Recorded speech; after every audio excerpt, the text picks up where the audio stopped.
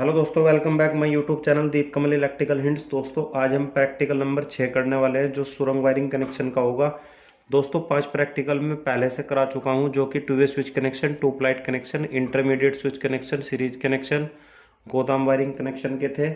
दोस्तों जिसने हमारी पिछली वीडियो ना देखी हो, वीडियो का लिंक मैं डिस्क्रिप्शन में दे दूंगा, आप वहां से वीडियो को देख सकते हैं। दोस्तों ये practical ITI, non ITI and new electrician के लिए काफ़ी इंपॉर्टेंट होने वाले हैं, इसलिए वीडियो को बिल्कुल भी मिस ना करें और वीडियो को लास्ट तक देखें ताकि पूरी जानकारी आपको अच्छे समझ में आ सके। दोस्तों सबसे पहले मैं डायग्राम के माध्यम से बताता हूं, उसके बाद मैं प्रैक्टिकल कराता हूं ताकि आपको डायग्राम के थ्रू भी अच्छे से समझ में आ जाए। आइए अब हम प्रैक्टिकल करने से पहले इसका डायग्राम देख लेते हैं, उसके बाद मैं आपको प्रैक्टिकल कराऊंगा।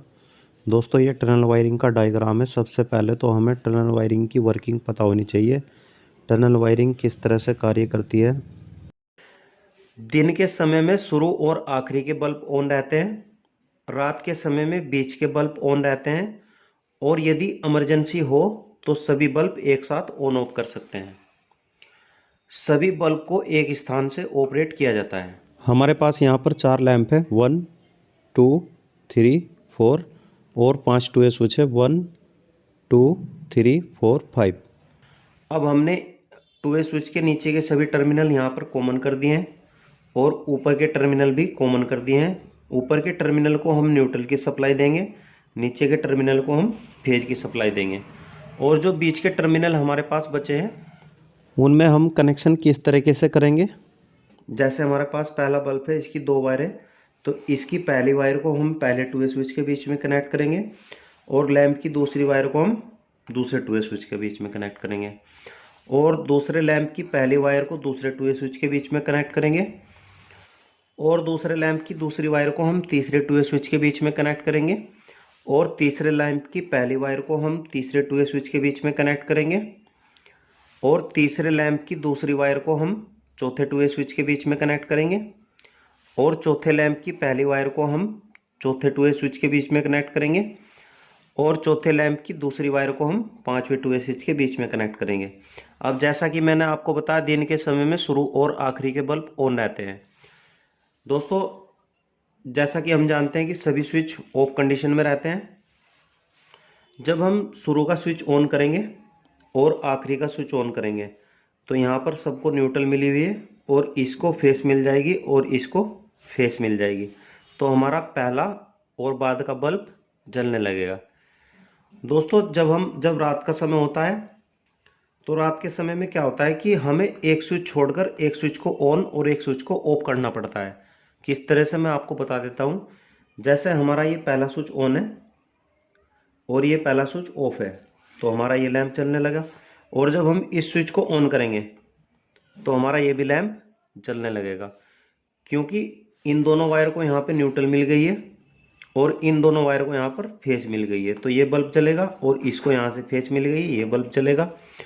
और जब हम एक स्विच हमारा ऑफ रहेगा तो इसको यहाँ से न्यूट्रल मिलेगी, ये भी बल्ब जलेगा, और इसको यहाँ से फेस मिली है ऑन करने पर, ये भी बल्ब जलेगा। तो दोस्तों इस तरह से टनल वायरिंग कार्य करती है। दोस्तों सुरंग वायरिंग को हम गोदाम वायरिंग की तरह भी वर्क में ले सकते हैं। किस तरह से मैं आपको बता देता हूँ, फिर उसके बाद मैं आपको इसका प्रैक्टिकल करके दिखाऊंगा। यदि हम ये स्विच ऑन करते हैं और ये स्विच हमारे सभी ऑफ है, ये स्विच हमारा ऑफ है और ये स्विच हमने ऑन किया, तो ये पहला बल्ब जला हमारा। उसके बाद हम दूसरा स्विच ऑन करेंगे, ये वाला लैंप ऑफ हो जाएगा, इसको यहाँ से न्यूट्रल मिली है तो ये वाला ऑन हो जाएगा। और जब हम तीसरा स्विच ऑन करेंगे ये वाला बल्ब जलने लगेगा, क्योंकि इसको यहाँ से न्यूट्रल मिल रखी है और यहाँ से फेज मिल जाएगा।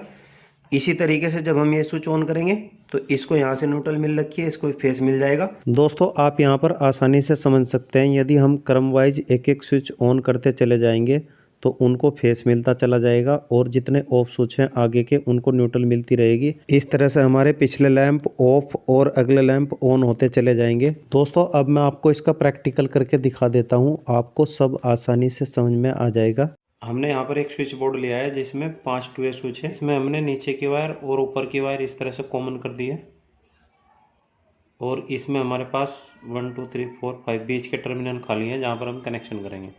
हमने यहाँ पर 2 वायर के टुकड़े ले लिए जिसको हम न्यूट्रल और फेस के लिए यूज करेंगे, और ये हमारे पास 4 लैंप है, 1 2 3 4 और एक स्क्रू ड्राइवर।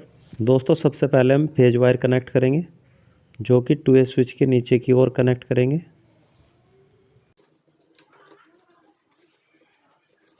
उसके बाद हम ऊपर की ओर न्यूट्रल वायर कनेक्ट करेंगे।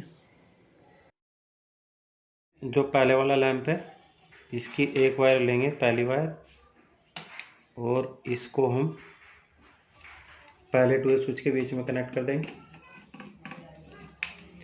अब हम पहले लैंप की दूसरी वायर और दूसरे लैंप की पहली वायर लेंगे और उनको आपस में ऐड करके दूसरे 2A स्विच के बीच में कनेक्ट कर देंगे।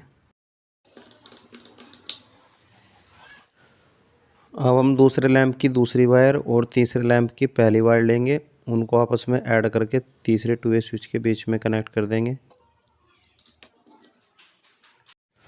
अब हम तीसरे लैंप की दूसरी वायर और चौथे लैंप की पहली वायर लेंगे और उनको आपस में ऐड करके चौथे स्विच के बीच में कनेक्ट कर देंगे।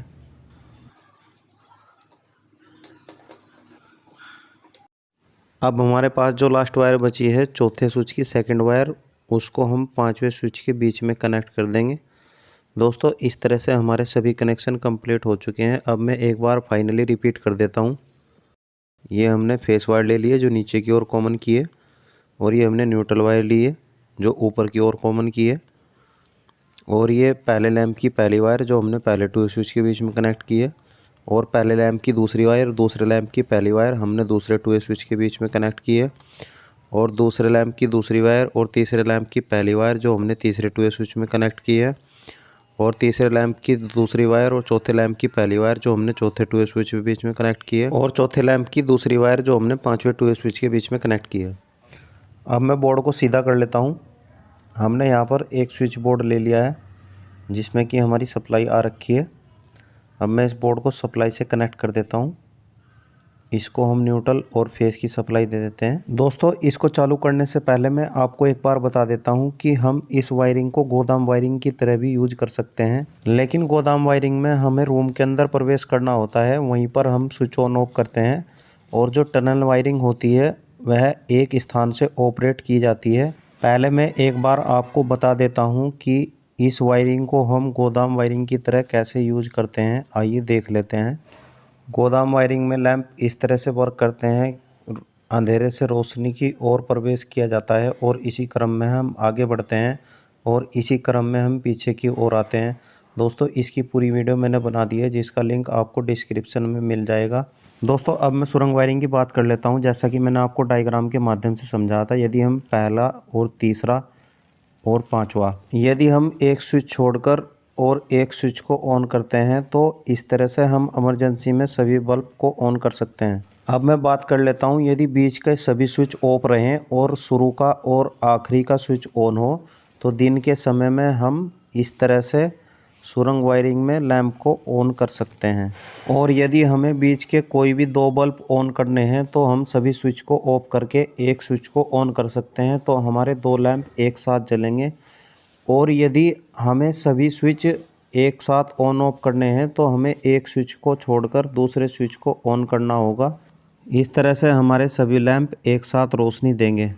दोस्तों आशा करता हूं कि आपको टनल वायरिंग अच्छे से समझ में आ गई होगी। यदि इसके बाद भी आपके मन में कोई शिकायत या सुझाव है तो कमेंट बॉक्स में हमें लिखें, और जो हमारे चैनल पर नए हैं वो चैनल को सब्सक्राइब करें और साथ साथ बेल आइकन प्रेस करके नोटिफिकेशन ऑल पर क्लिक करें ताकि हमारी वीडियो का अपडेट सबसे पहले आपको मिलता रहे।